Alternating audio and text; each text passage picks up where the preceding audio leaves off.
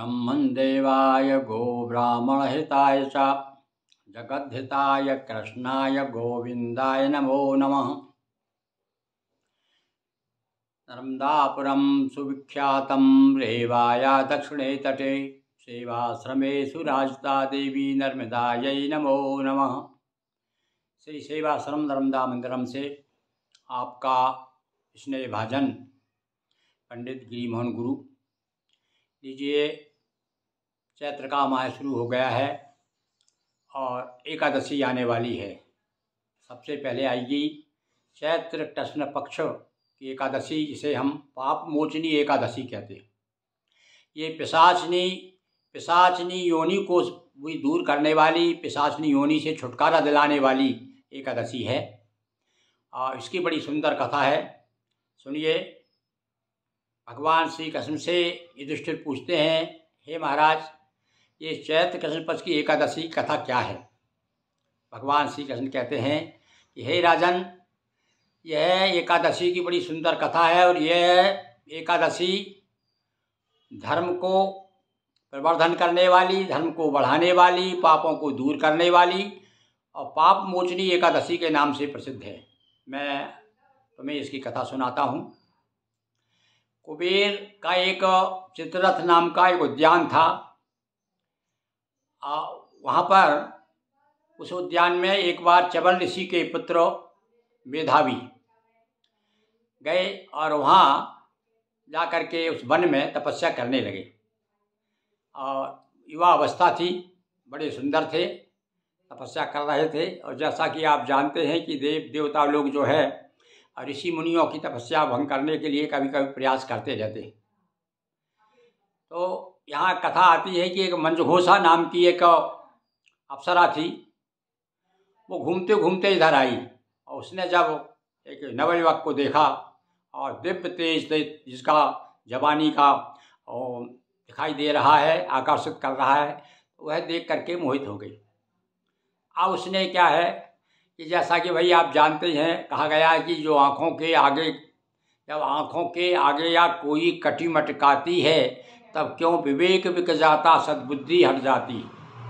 उसने अपनी अदाओं के द्वारा और वो जो ऋषि मेधावी भजन कर रहे थे उनका भी मन मोह लिया और वो भी जो है उसकी तरफ आकर्षित हो गए, मंजुघोषा की तरफ। और अब जैसा कि उसका नाम, एक मेधावी ऋषि है और मंजुघोषा, दोनों की एक ही राशि है। और एक राशि वाले जब मिलते हैं तो सुखी रहते हैं, कहते दोनों भाई और ऐसे आकर्षित हुए, दूसरे से लिपट गए और एक तरह से उन्होंने साथ साथ रहने लगे। जैसे आजकल लोग बिना कुंवारी अवस्था में ही रह जाते हैं ना आजकल के समय में, उसी प्रकार से कि बहुत दिनों तक कहते हैं कि 57 वर्ष तक ऋषि रमण करते रहे अप्सरा के साथ। सब भूल भाल गए, काय का भजन अजन नहीं और संसारी दृष्टि में पड़ गए। जब बहुत समय हो गया तो अप्सराएं तो भाई ज़्यादा दिन यहाँ रुकती नहीं हैं। वही कथा पूर्ववाद की भी मालूम है आपको। और भी अप्सराएं जिसमें भी आई, चाहे वो मेनका हो विश्वामित्र वाली, कुछ दिनों के बाद में यहाँ से चली जाती है। अप्सरा ने कहा मंजुघोषा ने कि पंडित जी, अब हमको, महाराज जी आप दीजिए, विदा कीजिए, अब हम जा रहे हैं। तो कहा, अरे भाई एक दिन और रुको, आज मुझे संध्या निकल चली जाना। करते करते करते रोज जाने का मन करे और ये रोज रुक लें, क्योंकि इनका मन ही नहीं होता था छोड़ने के लिए। उसके बाद में फिर एक समय उन्होंने याद दिलाया कि तुम याद तो करो पंडित जी, देखो तो, अरे महाराज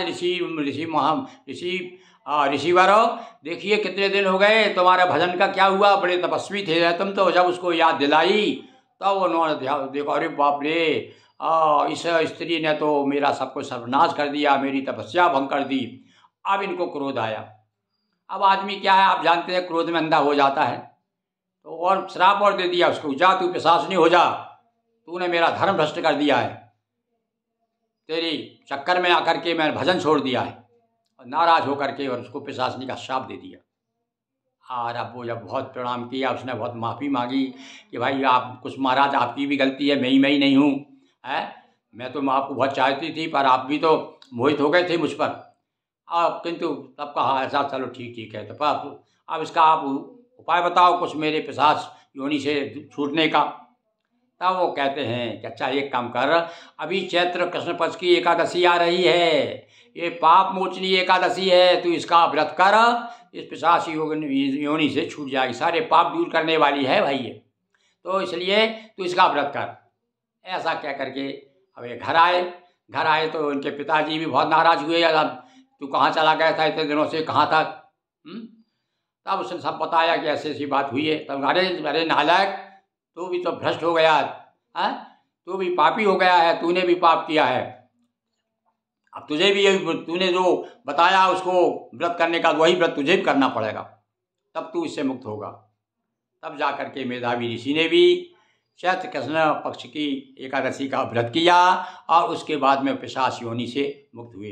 तो हे राजन, भगवान श्री कृष्ण कहते हैं ये ऐसा व्रत है, इस व्रत में विशेष रूप से जाने अनजाने में भी यदि कोई पाप हो जाता है, कोई अपराध बन जाता है, तो सब क्षमा हो जाती है, सब पाप दूर हो जाते हैं। ऐसी भगवान विष्णु की आराधना करें, लक्ष्मी नारायण की पूजन करें, भगवान को विशेष रूप से मनाएं और व्रत करें, और देखिए आप निश्चित रूप से पाप मुक्त हो जाएंगे।